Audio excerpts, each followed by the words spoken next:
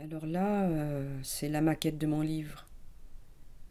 C'est d'ailleurs la deuxième maquette que je fais, mais je l'avais déjà faite très très rapidement, dès mon retour, pour pouvoir m'en servir un peu comme viatique pour présenter les photos à différentes instances du milieu photographique. C'était bien pratique et ça m'a permis de prendre de la distance vis-à-vis du travail, globalement parlant.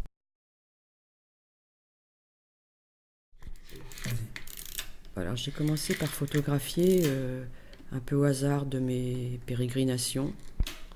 Puis les gens que j'ai rencontrés m'ont parlé de leur vie. Les propriétaires, ils m'ont parlé de leur travail au stand. Un travail qui est dur. Ils sont venus et ils ont tout défait en petits morceaux. Ils n'ont pas été capables de le tirer sur la route tellement qu'il était pourrite.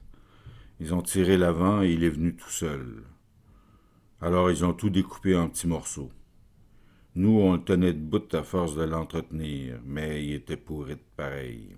Tu sais, là, au printemps, quand on rouvre, le monde a hâte de manger un stimé avec une patate. Là, manger dehors, tu sais, parce qu'on est renfermé l'hiver et qu'on veut sortir.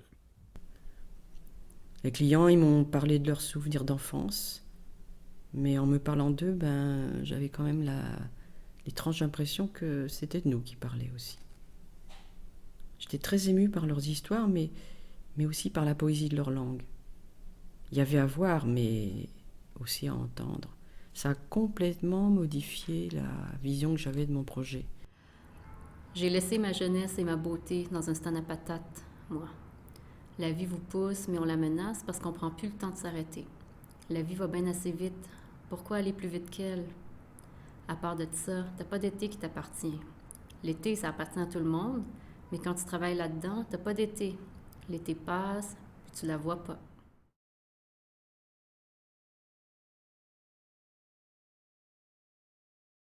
C'est pour cela que le livre est non seulement un livre de photographie, mais qu'il comporte également une suite de paroles, une suite de voix plurielles, tout aussi indispensable que les images.